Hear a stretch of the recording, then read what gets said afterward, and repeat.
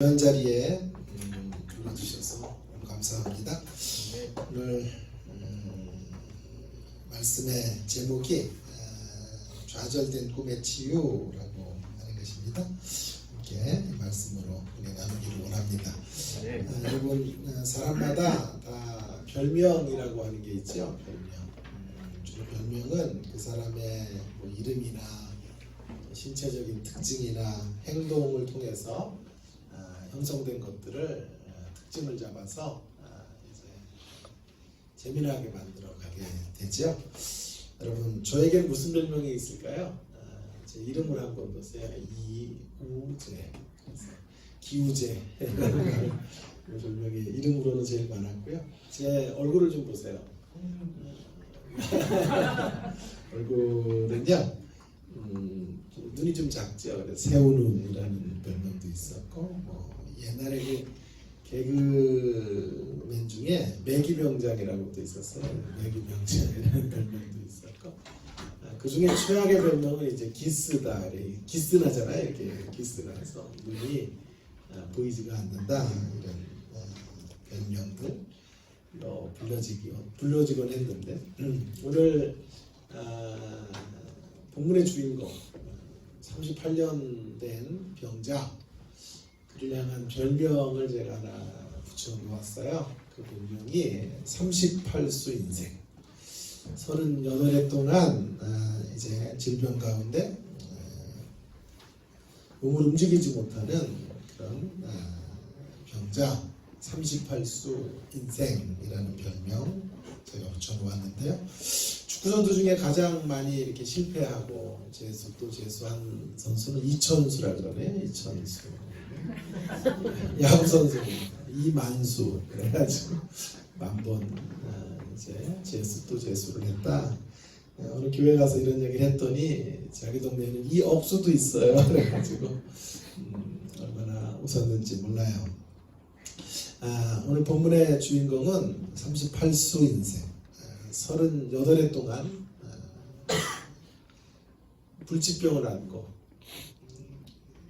살아왔던 사람의 모습을 오늘 소개하고 있어요. 여러분, 인생의 가장 큰 비극은 죽음인데요. 죽음보다 더 큰 비극이 하나 있어요. 그게 뭘까요? 죽음 전에 죽어가는 거예요.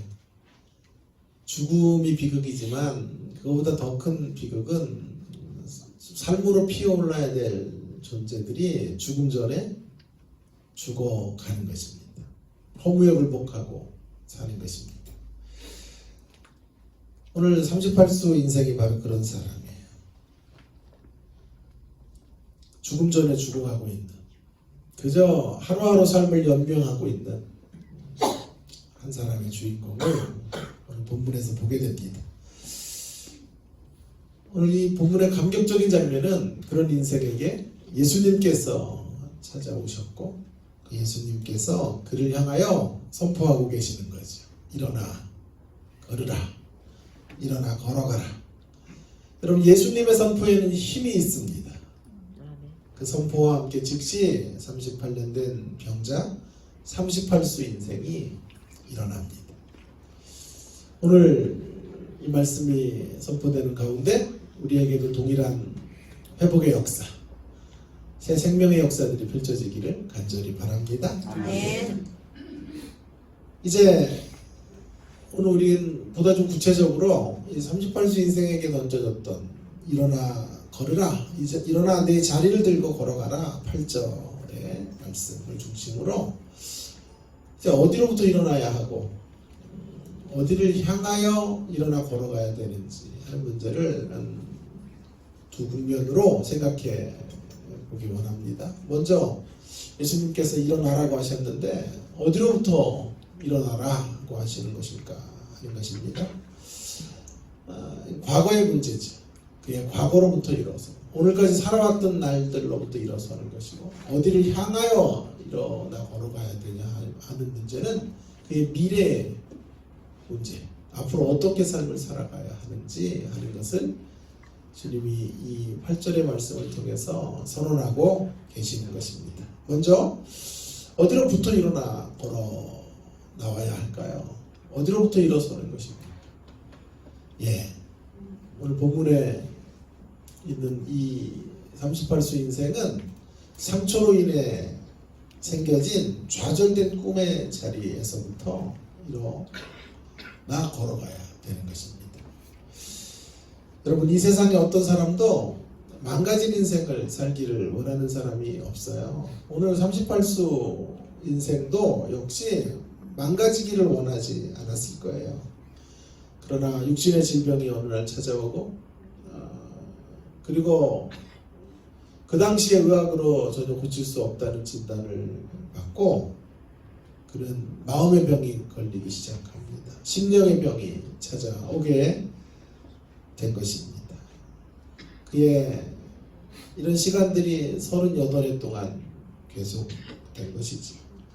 그런 과정에서 그가 꿈꿔왔던 모든 삶의 소망들과 기대들과 꿈들이 무너져 버리게 된 것입니다. 그 좌절된 꿈의 시간들을 그는 38해 동안을 품고 살아오게 된 것입니다. 육신의 질병을 통하여 마음의 질병을 갖게 된 것입니다. 그럼 이 사실을 너무나 잘 아셨던 우리 주님은 지금 그에게 오셔서 그의 문제를 진단하십니다. 그의 문제는 육신의 단지 병이 찾아온 것이 것만이 아니라 심령의 반신불수이다 라고 하는 것을 진단하십니다. 그것을 분명하게 들추어내고 계십니다. 오늘 그런 말씀이 6절이에요. 6절에 보시면 예수께서 그 누운 것을 보시고 병이 벌써 오래인 줄 아시고 이르시되 내가 낫고자 하느냐 이렇게 말씀하고 계시는 거죠. 여러분, 만일 육신의 질병이 전부였다면 이런 말씀 하실 필요 없어요. 그죠? 낫고자 하느냐 왜 물으세요? 당연히 38년 동안 불치의 병을 갖고 있는 사람의 소원은 낫는 것이기 때문에 주님 오셔서 그저 말씀하시면 되는 것이고 선언하시면 되는 거예요. 그 질병으로부터 일어서라 이렇게 말씀하시면 되는 건데 너무 어처구니 없는 질문을 하시는 거죠. 내가 낫고자 하느냐. 여러분, 가정 안에 몸이 아픈 분들을 만나보신 적이 있어요? 옆에 두고 살아보신 적이 있어요? 저희 어머니는 한 생애 동안 누워서 사셨어요. 신경쇠약도 있었고 뭐 여러 가지 우울증도 있으셨고 해서 늘 한 번도 밝게 웃는 모습들을 제대로 볼 수 없는 그런 시절을 제가 부모님, 그런 어머님을 보면서 살았는데 그러다 보니까 정말 가장 간절한 소원 중에 하나가 낫는 거예요. 예수님이 그런 사실을 모를 리가 없어요. 왜냐하면 잘 보세요. 병이 벌써 오래인 줄 아시고 병이 벌써 오래됐으니까 이 사람이 당연히 간절한 소망은 병을 고치는 거죠. 질병으로부터 치유를 받는 거죠. 그것을 아시면서도 물으시는 거예요. 낫고자. 왜냐하면 지금 이 사람의 질병이 단지 육신적 질병만이 아니라는 거예요. 육신의 질병을 통해서 생겨진 마음과 내면과 심령의 질병에 대하여 주님은 주목하고자 하신 거죠. 자, 이제 38수 인생의 대답에서 우리는 예수님의 이런 질문을 우문과 같은 이런 질문을, 예수님이 이렇게 어리석은 질문하는 분이 아니거든요. 근데 이제 7절의 말씀에서 그 답이 찾아지게 되는 거죠. 7절을 한번 읽어볼까요? 시작. 병자가 대답하되 주여 우리 움직일 때 나를 못에 넣어주는 사람이 없어 내가 가는 동안에 다른 사람이 먼저 내려가나이다. 자, 대답이 희한하죠. 예수님의 질문도 되게 희한하고요. 대답도 되게 희한해요. 뭐 낫고 싶은 갈망을 갖고 있는 사람에게 오직 오매불망 소망 하나가 병 낫는 건데 그것으로 38년 동안 이 베데스다라고 하는 목가에서 물이 움직일 때 제일 먼저 들어가는 사람들이 낫게 된다라는 신화를 갖고 있는 곳에서 제일 먼저 달려가서 그 못에 뛰어들어 그런 질병의 고침을 받기 원하는 사람에게 주님 오셔서 낫고자 하느냐라고 물으시는 것이 이상하고요. 왜 그런 질문을 했는지 7절에서 이제 우리는 그 답을 찾을 수 있을 것 같아요. 병자가 대답하되 주여 물이 움직일 때 나를 못에 넣어주는 사람이 없어 내가 가는 동안에 다른 사람이 먼저 내려가나이다. 여러분 6절과 7절 사이에 이 건널 수 없는 평행선이 이제 그어지고 있는 것을 보게 됩니다. 이런 것을 동문서답이다 이렇게 말해요. 좀 어려운 말이죠. 제가 교수이다 보니까 이런 거 좀 어렵게 얘기하죠. 자, 동문서답이 지금 흘러가고 있는 거죠.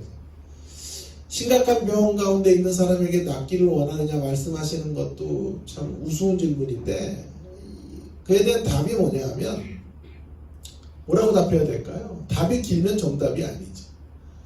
간단한 답은 주님 낫기 원합니다. 낫고자 하느냐라고 물었으니까 주님 저를 고쳐주십시오. 이렇게 그렇게 간청했어야 될 것 같은데 이 38수 인생이 지금 뭐라고 말합니까? 그렇게 대답하지 않아요. 저의 질병을 고쳐주십시오 라고 말하지 않아요. 제가 물이 움직일 때 제일 먼저 들어가는 사람 한 사람 고침받는다고 해서 이곳에서 제일 먼저 기다리고 있다가 물속으로 뛰어들려고 하면 언제나 나보다 먼저 가는 놈들이 있습니다. 그래서 38년 동안 여기 이렇게 머물러 있는 것입니다. 베데스다 목가에 이렇게 38년을 기다리고 있습니다. 라고 말하고 있는 거죠. 여러분 주님이 언제 너 왜 여기 있느냐라고 물으셨어요? 너 낫고 싶으냐라고 물으셨죠. 근데 이 사람은 엉뚱한 대답을 하고 있는 거죠. 동문서답. 아주 옛날에 고전에 속하는 이런 유머인데요. 우리나라 초창기 때 여러분 아시죠? 주경야독함 또 한자를 썼네. 주경야독하면서 이렇게 낮에 일하고 밤에 공부하는 이런 분들이 대다수였고 주로 그렇게 신학을 하면서 신학교 1학년, 2학년 때 개척을 하고 교회를 세우고 그랬던 것이 일반적이었다고요. 그러다 보니까 뭐 연세 드신 분들이 와서 공부를 하다 보니 시험을 잘 볼 리가 없고요. 시험 들어요. 그래서 참 힘든 지금 학기말 시즌인데요. 그래서 연세 드신 분들이 제일 어려워하는 게 암기하는 거예요. 그래서 저는 가급적 시험을 안 보려고 하고 시험을 보면 연세 드신 분들이 좀 어려워하면 꼭 이렇게 얘기를 해드리죠. 시험지 옆에다가 나이를 쓰세요. 나이를. 그러면 나이를 보고 점수를 올려드리겠습니다. 이렇게. 근데 어떤 사람 나이를 썼더라고 42살 그래가지고 42점 줄래다니 말하는데 그런 분들이 이제 저 초창기에 신학교에는 많았어요. 어느 날 선생님이 교수가 이제 시험을 보는데 여러 문제들을 냈는데요. 도저히 뭐 답을 쓸 수가 없어요. 암기한 것이 없으니까. 까만 게 글씨고 하얀 게 종이라는 것밖에 아는 게 없어요. 그래서 하다가 기도를 시작한 거죠, 신학생이. 그래서 답을 이렇게 썼다 그러잖아요. 하나님은 모든 정답을 아십니다. 이렇게. 그리고 저는 그 정답에 동의합니다. 이렇게 답을 쓴 거예요. 정말 명답이잖아요. 하나님 모든 정답을 아시고 저는 그 정답에 동의합니다. 이렇게 답을 써서 낸 거예요. 이제 교수님이 방학에 대해서 채점을 하는데 참 기가 막힌 답이 올라온 거죠. 문제는 다 틀린데 답은 다 똑같아요. 하나님 모든 정답을 아시고 저는 그 정답에 동의합니다. 그래서 교수도 고민을 한 거예요. 아마 41금씩 들어갔는지 몰라요. 주님 이거 어떻게 점수를 줘야 합니까? 하나님 모든 정답 아신다는 건 맞는 말인데 제가 혹시 점수를 잘못 주면 신성모독의 죄에 빠지니 어떻게 하면 좋겠습니까? 기도 중에 역시 교수예요. 기도 지혜가 떠올랐대요. 그래서 하나님 100점, 너는 빵점 이렇게 했다고. 이게 이제 동문서답. 역시 선생님이 한숨이죠. 그죠? 학생보다 동문서답이라고 하는 것이 오늘 본문에 바로 그런 동문서답이 그러고 있는 것이죠. 여러분, 이 동문서답과 같은 이 6절과 7절의 행간 안에 이 사람이 넘어서야 될 진짜 문제가 있는 거예요. 어디로부터 이 사람을 건져내시려고 하는지 하는 것을 성경이 지금 말하고자 하는 것입니다. 자, 38수 인생의 진짜 문제가 무엇입니까? 겉으로 나타난 문제는 외적인 질병인데요. 외적인 질병만이 아니라 정말 고침을 받아야 될 대목은 마음의 병이라는 것이 오늘 이 사람의 답 속에 나오고 있는 것이지요. 한마디로 그는 심령이 병든 사람입니다. 좌절된 꿈을 갖고 사는 사람이에요. 꿈을 포기한 사람이에요. 그의 진정한 문제는 내적인 분노예요. 그의 대답 속에서 치밀어 오르는 분노의 모습을 우리는 보게 되는 것입니다. 그는 세상에 대하여 지금 분노하고 있습니다. 오직 1등만 살아남게 만드는 베데스다의 법칙 앞에 분노하고 있는 거죠. 여러분, 성경의 제일 중요한 단어 중에 하나가 무엇일까요? 먼저라는 단어예요. 7절에. 내가 가는 동안에 다른 사람이 먼저 내려갑니다. 먼저 앞서갑니다. 먼저에 대하여서 밀려난 한 사람의 내적인 분노가 폭발하고 있는 거예요. 여러분, 이 베데스다 목가는 어두운 영의 천사가 이끌어가는 곳이에요. 다크 엔젤이 이끌어가는 곳입니다. 온통 세상을 점수로 환산하고 제일 앞서서 달려가는 사람에게만 영광의 트로피를 주고 그에게만 박수갈채를 보내는 것, 물질이 주인이 되어버린 세상. 그래서 사람들은 온통 왜 바빠야 되는지도 모르지 분주하게 살아가게 만듭니다. 걸어가지 못하게 하는 거예요. 뛰어야 돼요. 왜 달려가야 되는지 모르면 다른 사람이 달리기 때문에 달려야 합니다. 요람에서 무덤까지 경쟁의 세상. 그리고 그 경쟁에서 살아남은 자에게만 부와 명예와 권력과 힘을 주는 것. 여러분, 그런 다크 엔젤이 지배하는 것. 어두운 영의 천사가 세상을 그렇게 이끌어가고 있는 모습을 우리 오늘 본문에서 보게 됩니다. 여러분, 그런 세상에서 루저입니다. 그런 세상에 성공에 대열에 서지 못한 사람, 그런 사람들이 갖는 분노가 어떤 것인지를 지금 이 38수 인생은 그대로 표출하고 있는 거죠. 내가 못으로 뛰어가려고 하면 다른 사람이 먼저 갑니다. 먼저 가는 놈들이 있습니다. 라고 말하는 거죠. 여러분, 이것이 이 38수 인생이 치유받아야 될 때입니다. 외적인 질병만이 아니라 이런 분노를 치료받아야 돼요.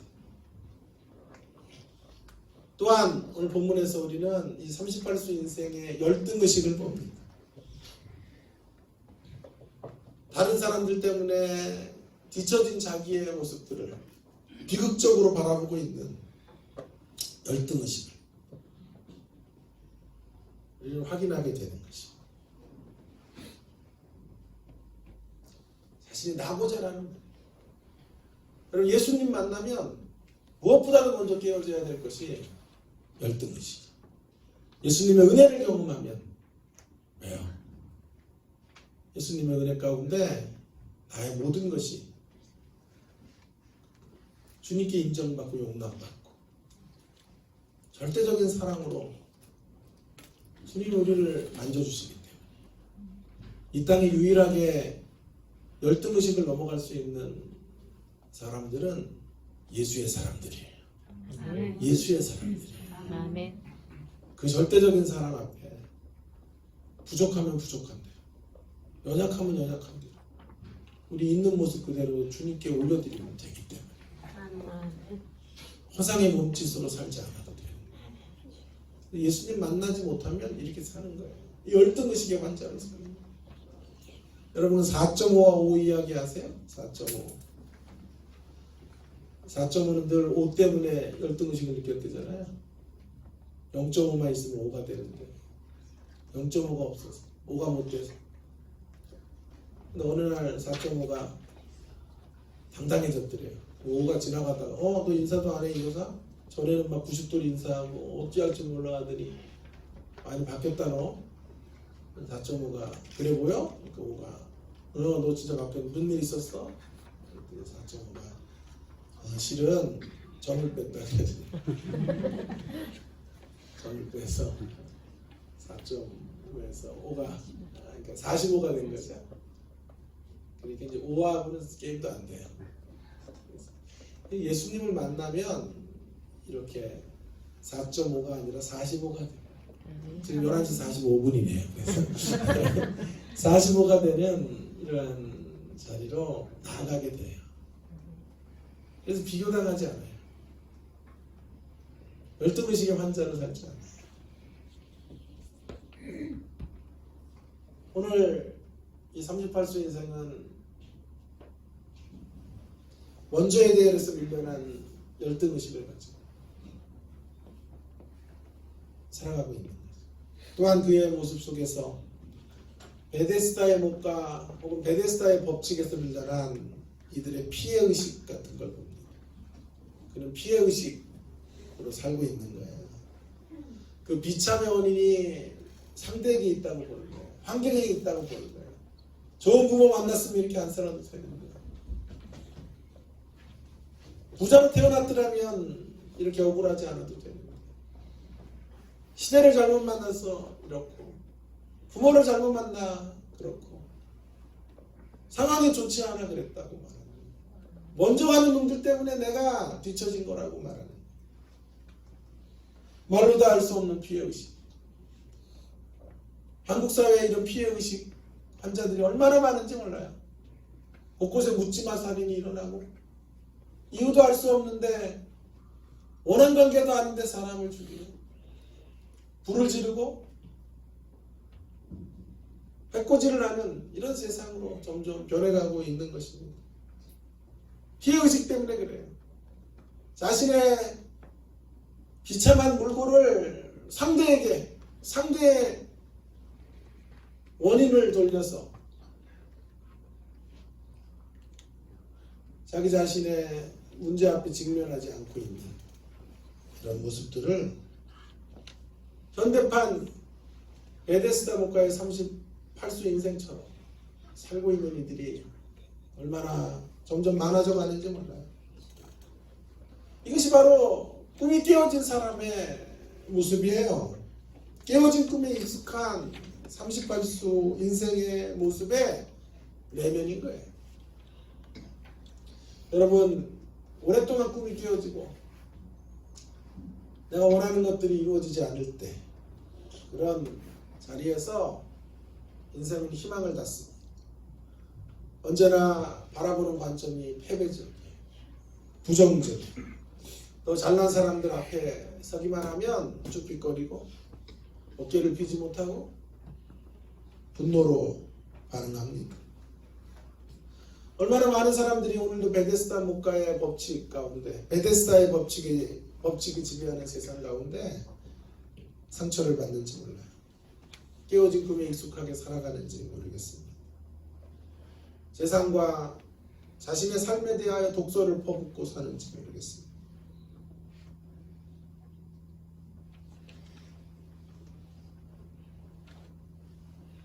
여러분, 모양과 색깔과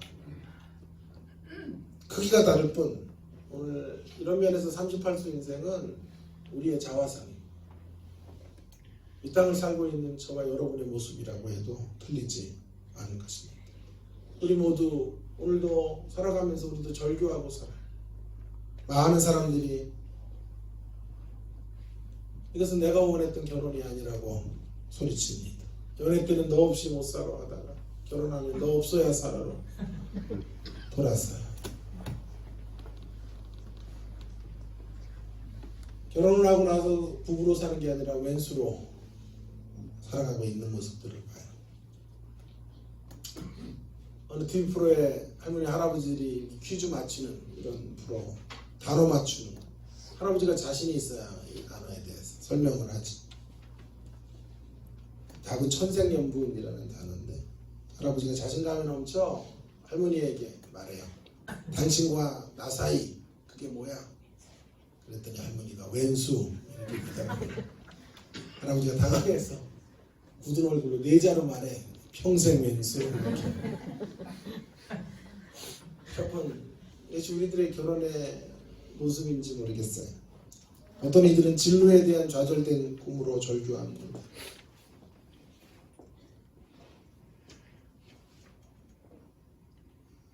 직업을 찾지 못해 아파하고 또 직장에 들어가도 만족하며 살아가는 사람들이 손에 꼽을 정도. 그런가 하면 또 어떤 이들은 교회를 향하여, 교회를 향한 좌절된 꿈으로 인하여 고통스러워하는 것을 봅니다. 교회가 세상보다 더 세상을 닮아 있는 모습들 때문에, 세상보다 더 세상을 사랑하는 모습들 때문에 실망하고 좌절하고 절망하고 절교하는 이들이 얼마나 많은지 몰라요. 이렇게 우리 모두는 38수 인생처럼 이 땅을 살아가고 있는 것입니다. 그런 우리를 향하여 오늘 예수님께서 이렇게 말씀하십니다. 일어나 내 자리를 들고 걸어라. 아멘. 일어나라. 아멘. 그리고 내 자리를 들고 걸어가라. 과거의 상처, 깨어진 꿈에 익숙해버린 사람에게 우리 자신들에게 오셔서 절망의 자리를 딛고 일어서서 걸어가라고 외치고 계시는 것입니다.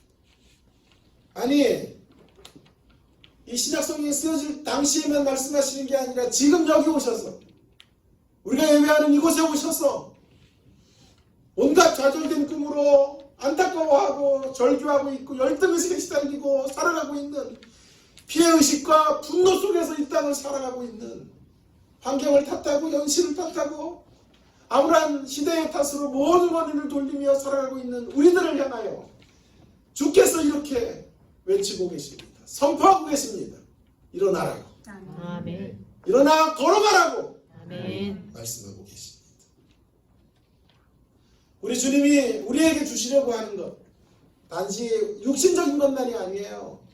이 땅 8, 90년 동안 먹고 사는 것들 공급해 주시는 신, 그 정도의 하나님이 아니에요. 물론 그것과 함께 그것도 하나님의 관심 대상이지만 우리 주님이 정말 고쳐주고 싶은 대목은 우리의 마음의 병입니다. 우리의 심령의 병입니다. 주님에게 나오는 자들의 가슴을 터치해 주셔서 속사람의 강건함의 자리로 초대해 주기를 원하시는 것입니다. 우리가 예수님 믿고 살아야 되는 이유가 바로 여기 있는 것이에요. 왜 예수님을 믿고 왜 신앙의 자리로 들어와야 되냐 하면 예수님을 만나야 이 베데스다의 법칙, 1등에게만 치유를 준다는 이 거짓된 신화로 가득 찬 곳에서 예수님을 만나야만 진정한 자유와 해방과 전인격적 치유를 경험할 수 있기 때문입니다. 아멘. 예수님 안에서만 오늘 교회의 이름처럼 참된 평안을 누릴 수 있기 때문입니다. 아멘. 진정한 평안, 세상이 줄 수 없는 편안이 아니라 세상이 고작 주는 건 편안한 삶이에요. 여러분, 편안한 삶, 등 따시고 배부른 삶 가운데 보람이 있던가요? 만족이 있던가요? 진정한 행복이 있던가요? 아니요. 20평대 아파트에서 30평대로 올라가지 못한 비애와 열등의식과 비교의식에 서 있게 되는 거죠. 30평대에서 또 40평대로 가요. 늘 끊임없이 더욱 뭔가를 소유해야만 만족할 수 있는 지치고 힘든 삶입니다. 우리의 삶의 여정일 뿐이에요. 세상은 우리에게 끊임없이 물질로 편안이 주어질 수 있다고 말해요. 그러나 세상이 줄 수 없는 한 가지는 평안이에요. 평안. 아멘. 진정한 평안. 환경이 요동치는 자리에서도 강건한 내면을 가지고 있는 사람들이 누리는 예수님 안에 마치 어린아이가 비바람이 몰아치는 날에도 어머니의 품속에 안겨서 새근새근 잠이 드는 거죠. 그런 진정한 평안. 아멘. 그 평안을 누리고 살고 싶지 않으세요? 아멘. 그 평안을 누리는 유일한 길은 예수님 품에 안기는 거예요. 아멘. 예수님을 믿고 예수님 앞에 나와 내면의 치유를 받는 것입니다. 아멘.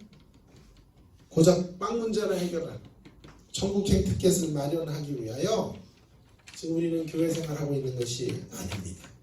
우리가 꿈꾸는 건 온전한 회복, 전인적 치유입니다. 아멘. 예수님 만나 잃어버린 꿈을 회복하는 자리로 나아가는 거예요. 아멘. 그래서 예수님 안에서 다시 꿈꾸게 되는 거예요. 다시 꿈꾸는 사람. 꿈을 이루면 이렇게 망가져요. 비전을 이루면 이렇게 무너지는 거예요. 예수님은 우리 가운데 오셔서 잃어버린 노래를 찾게 만들어 주시는 분이에요. 아멘. 잃어버린 노래, 회복의 노래, 우리 입에서 감사가 터져나오는 감사의 노래, 아멘. 우리 내면의 진정한 평안 가운데 부르는 참된 신앙 고백의 노래, 그런 노래들 주님은 우리에게 다시 만들어주기를 원하십니다. 아멘. 이것이 바로 우리가 예수님 믿고 살아가야 되는 이유인 것입니다. 어디로부터 일어나 걸어야 됩니까?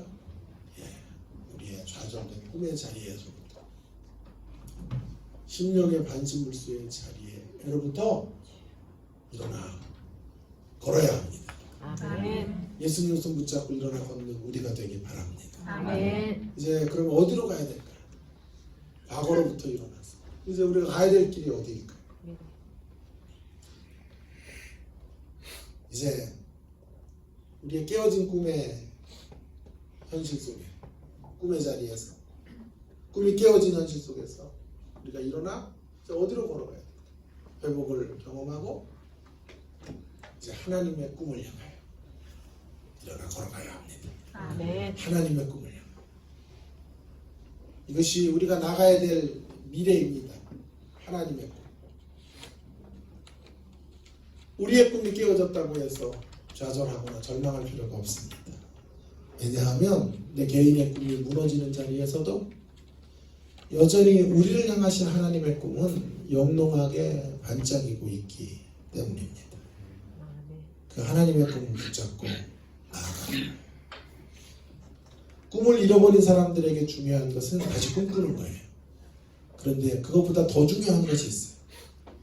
그것은 이제 나의 꿈을 꾸는 게 아니라 그분의 꿈을 꾸는 거예요. 그분의 비전에 동참하는 꿈 향해서 나아가는 거예요. 아멘. 주님은 우리 모두를 바로 그 자리로 초대하기를 원하시는 거예요. 나의 꿈을 이루는 삶에서 우리 인생의 전반전은 나의 꿈을 이루는 삶. 주님을 이제 만나고 내 꿈과 내 야망과 내 비전을 다 이루지 못해도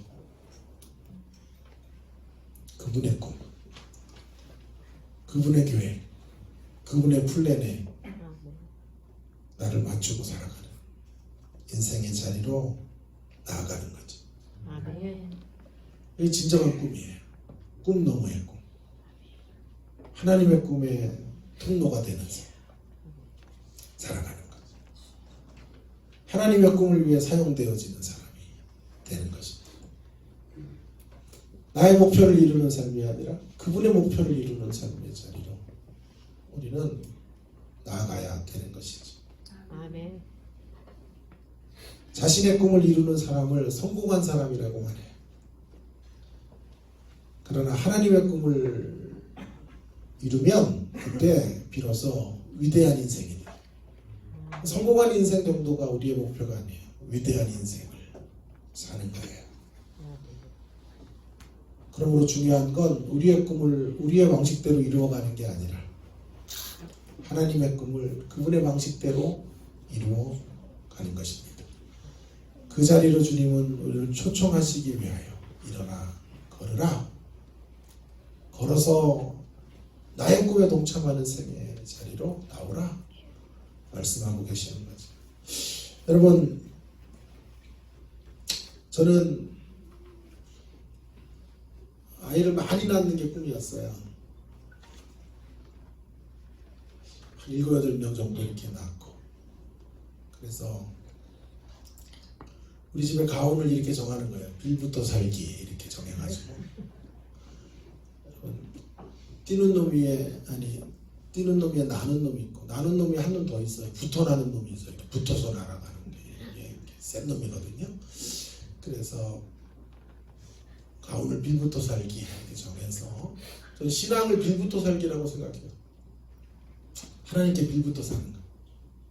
잘 딱 달라붙어서 사는 거예요. 그게 힘 있는 자예요. 그래서 7, 8명 낳고 애 공부 다 시킬 필요 없어요. 공부하기 싫은데 자꾸 공부시키고 원하는 거 시키죠. 대학 다 보낼 필요도 없어요. 가기 싫으면 그냥 포기하고. 그러다가 한 놈만 잘하면 돼.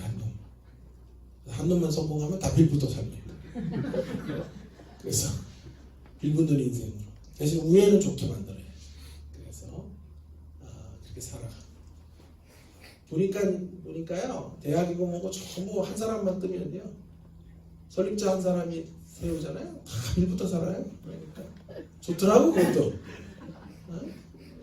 눈치 볼 것도 없고 곳곳에 이제 친인척들 다 있으니까 얼마나 좋아요. 참 괜찮아요 그것도. 그래서 빌부터 살기. 그런데 제 꿈이 잘 이루어지질 않더라고요. 불임판정으로 아이를 가질 수 없다라는 현대의학의 선고를 받게 됐죠. 특별히 아내가 불임의 자리에서 애를 가질 수 없다는 그런 참 우리에게는 너무 가슴 아픈 소식이 들려지게 된 거예요. 그래서 2008년도 7월 23일에 오랫동안 기도하다가 결혼 16년 만에 제가 가슴으로 딸 하나를 낳았죠. 그때 저에게 주셨던 말씀이 바로 이 말씀이에요. 차병원에 가서 진찰을 받고 돌아와 너무 우울한 마음으로 방에 누워있을 때 성경을 보고 싶더라고요. 그래서 한 12년 전인데 우리 딸이 12살이니까 이 말씀을 읽는데 그렇게 은혜가 되더라고요. 특별히 8절의 말씀이 살아서 저에게 꿈틀대는 거예요. 왜 좌절하느냐, 왜 절망하느냐, 일어나라, 내 자리를 들고 걸어가라. 지금 어디로 걸어가야 됩니까? 이제 너의 꿈을 이루는 자리 정도가 아니라 내 꿈을 이루는 자리로, 너의 꿈을 너의 방식대로 이루지 말고 내 꿈을 나의 방식대로 이루는 자리로 나오라. 곰곰이 생각을 해봤죠. 미국에 유학하는 중에 많은 한국의 입양아들이 주로 이제 우리나라 안에서는요 건강한 아이들이 우리나라 안에 입양이 되고 몸이 불편한 애들이 여러 가지 문제가 있는 아이들은 외국으로 이제 팔려가요. 저희 교회에서 한인교회에서 그 아이들을 위한 입양아 프로그램을 했었죠. 그리고 담당자가 제 아내였고 저였어요. 그때 너무 큰 감동을 많이 받았죠. 귀가 없는 아이, 자폐 이런 아이들을 미국인 부모들이 키우고 그리고 그들에게 한국 문화를 알려주기 위해서 토요일마다 주일마다 와서 한국을 배우고 한국의 언어를 배우고 풍습을 배우는 그들 그들의 모습을 보면서 엄청난 도전을 받았어요. 제가 한국에 가면 제 자녀가 있으면 꼭 한 명의 아이를 가슴으로 낳고 싶습니다. 그런데 하나님은 우리의 때를 닫으셨고 내 계획을 산산히 부서뜨리셨지만 다시 일어나라고 말씀하셨어요. 내 자리를 들고 걸어가라고 말씀하셨어요. 그때 이 생각이 나요. 그때 제가 미국에서 하나님께 기도했다. 근데 만일 내가 자녀들이 많은데 또 하나를 당했으면 또 나의 의가 될지도 몰라요. 저는 의고 뭐고 없죠. 그냥 애가 없으니까 했겠지. 더 잘 됐다고 생각합니다. 하나님의 뜻에 순종함이. 2008년 7월 23일 날 우리 딸 아이 하나를 제가 가슴으로 낳게 됐어요. 지금 12살. 우리 딸의 이름은 준하예요. 주님의 꿈의 나무 약자 준하. 우리 딸을 키우고 있어요. 사춘기가 오는지 막 여드름도 생기고 막 말도 안 듣고 하지만 제가 이 땅에 태어나서 가장 잘한 선택, 우리 딸을 가슴으로 낳은 거예요. 그래서 하나님의 꿈에 동참하게 된 거예요. 날마다 저는 감격하며 살아요. 힘들고 어려운 날들 우리 딸을 보며 기쁨으로 살아요. 저의 삶의 원동력, 에너지가 우리 딸이에요. 유일하게 나를 웃게 해주는, 이 고통 많은 세상에서 나를 웃게 하는 사람이 이 준하야 우리 따님이에요. 뿐만 아니라 우리 딸은 나에게 설교 재료도 줘요. 설교가 안 되는 날 우리 딸을 관찰하면 설교가 나와요. 하루 우리 목사님들하고 후배들이 저희 집에 왔는데 그때쯤 말 안 듣더라고. 한 4살 때쯤. 요 녀석 요거 혼나야 된다고 맨날 요 녀석 했더니 목사님들이 물어봤어. 아빠 어떤 아빠야? 그랬더니 우리 딸이 얘기하더라고. 우리 아빠는 참 좋은 녀석이에요. 너무 웃겨가지고 막 다 뒤로 자빠지고 난리가 났어. 그날 예화로 써가지고 또 대박치고. 우리 딸은 제 삶의 원동력이고 에너지원이고 비타민이고 설교 재료까지 그렇게 귀한 딸이에요. 그래 깨닫게 됐어요. 내 꿈을 이루는 것보다 나의 비전을 향해서 걸어가는 것 더 행복한 일이에요. 주님의 꿈을 이루는 것입니다. 아멘. 우리의 꿈이 무너져도 좌절하지 말기 바랍니다.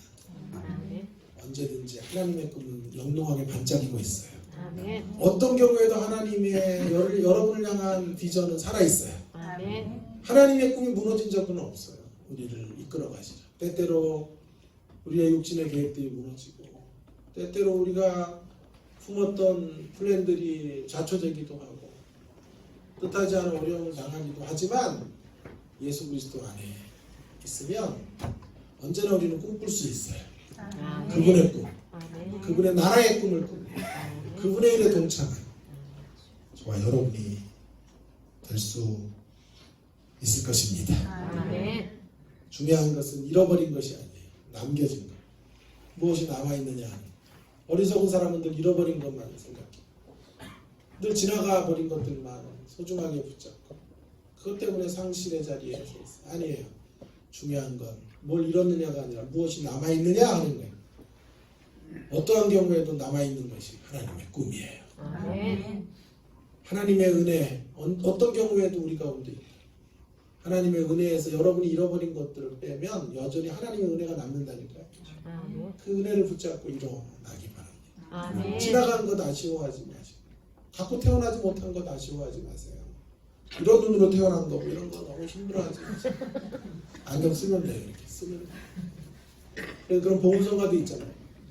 지나간 것은 지나간 대로 우쭈들도 알아요. 이렇게 그런 의미가 있고 제가 다 잘하는데 노래가 이렇게 안 돼요.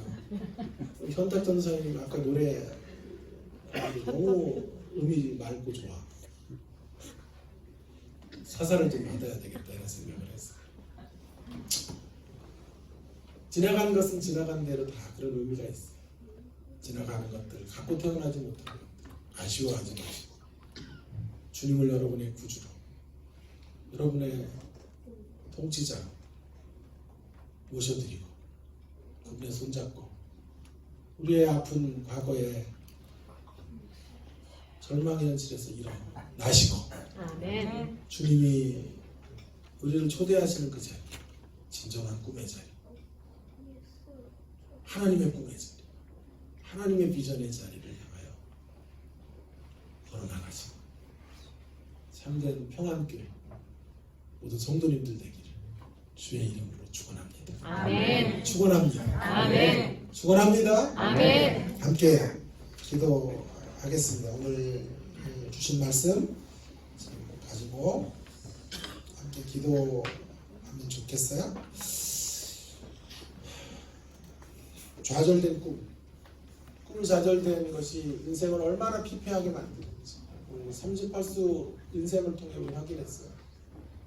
그의 모습은 안타깝게도 우리의 모습, 우리의 몰골이지. 38수 인생 안에 있는 분노, 열등의식, 피해의식, 그것이 우리의 모습이 아니에요. 베데스다의 법칙, 먼저 가는 자들에게만, 늘 1등에게만 부와 명예와 권력을 허락해주는 이 거짓된 세상에서, 이 경쟁으로 가득 찬 세상에서 우리 얼마나 많은 상처와 얼마나 많은 열등의식과 얼마나 많은 아픔을 겪고 살아옵니까? 그럼 우리를 불쌍히 여기시는 분이 계세요. 주님이세요. 우리 주님 만나야 돼요. 이 주님 만나지 않고는 38수 인생처럼 살다 끝나요. 이 주님을 만나 우리의 내면의 병, 마음의 병 치료받아야 됩니다. 아멘. 속상합니다. 강건해져야 됩니다. 아멘. 열등의식을 넘어서야 합니다. 아멘. 피해의식을 넘어서야 합니다. 아멘. 우리 안에 있는 모든 상처들이 그분의 은혜의 터치 속에 회복되어야 하는 것입니다. 아멘. 잃어버린 꿈을 되찾아야 합니다. 잃어버린 꿈 되찾게 하시기 위해 주님이 이 시간도 우리 가운데 오셔서 외치십니다. 일어나라고 외치십니다. 걸어가라고 말씀하십니다. 이 주님의 음성을 듣는 이 시간 되기 바랍니다. 아멘. 주님의 음성을 듣고 우리의 심령으로 일어서 과거에 그 아팠던 자리에서 일어서시고 이제 주님의 손잡고 미래의 주님의 꿈을 향하여 하나님의 나라의 비전을 향하여 달려가 내 꿈이 아니라 하나님의 꿈을 성취해드리는 인생 그 걸음을 향하여 우리 인생의 후반전을 그 길로 달려가기를 소망하며 1분 정도 함께 통성으로 같이 기도하고 마무리하겠습니다. 기도하십시다.